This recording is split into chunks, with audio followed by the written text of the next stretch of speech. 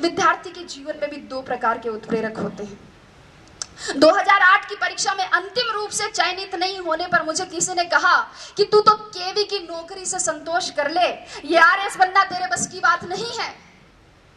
तो एक दूसरे मित्र ने कहा कि गिरको कर रे कंथड़ा, हिरण कशो घी खाए, आंख चरे और पून भगे, घोड़ा स्यू आगो जाए।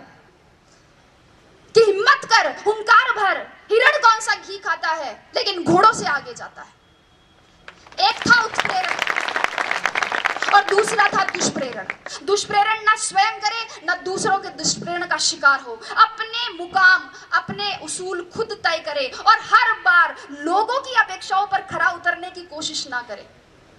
एक बार रात के समय एक दुकानदार बंद करने वाला था कि एक कुत्ता उसके पास में आया। कुत्ते के मुंह में थैली थी और उसमें कुछ सामान की लिस्ट थी। दुकानदार ने थैली ली, उसमें सामान डाला, बाकी पैसे डाले और सामने रख दी। कुत्ते ने थैली मुंह में उठाई और चल दिया। दुकानदार से रहा नहीं गया, वह आश्चर्यचकित होकर कुत्ते के पीछे पीछे गया, ये जानने के लिए कि इतने समझदार कुत्ते का मालिक कौन है। कुत्ता कुछ देर बस स्टॉप पर खड़ा रहा। बस आई, उसमें चढ़ गया। कंडक्टर पास आते ही उसने गर्दन आगे, बेल्ट में कुछ पैसे और घर का पता था। कंडक्टर ने उसे टिकट दे दी, बाकी पैसे बेल्ट में वापस रख दिए। जो ही अपना स्टॉप नजदीक आया, कुत्ता बस में आगे की तरफ आ गया और पूंछ हिलाकर इशारा किया। बस रुकने पर कुत्ता उतर गया और आगे चल दिया। दुकानदार भी उसके पीछे पीछे चला।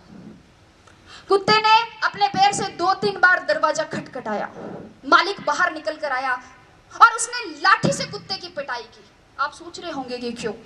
मालिक भी सोच रहा था। उसने पूछा इसका कारण, तब मालिक ने कहा, बदतमीज ने सारी नींद खराब कर दी, चाबी लेके नहीं जा सकता था, गधा कहेगा। मित्रों, जीवन की सच्चाई भी यही है। लोगों की आपसे अपेक्षाओं का कोई अंत नहीं है। जरा सा आप चूके कि आपने बुराइयां निकाल देंगे और पिछली सारी अच्छाइयों को भूल जाएंगे। इसलिए आप तो बस अपना कर्तव्य कर्म करें, आगे बहुत सी कठिनाइयां हैं। माझी तेरी कश्ती के तलबदार बहुत है, माझी तेरी कश्ती के तलबदार बहुत है, इस पार कुछ मगर उस पार बहुत है। जिस शहर में खोली है तूने शीशे की दुकान, उस शहर में पत्थर के खरीदार बहुत है।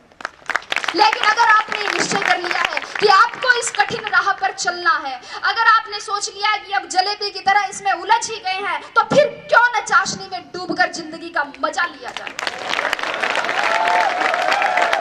मेरे कहने का मतलब इतना ही है कि अपनी मेहनत को सफलता के मुकाम तक पहुंचाइए।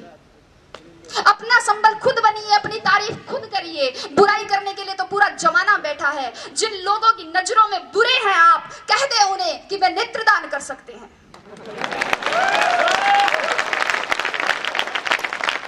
अपने आसपास के परिवेश में केवल उन्हीं तत्वों को प्रविष्ट होने की अनुमति दे जो सकारात्मक हो, विचारात्मक हो, बोधात्मक हो, सही दिशा देने वाले हो।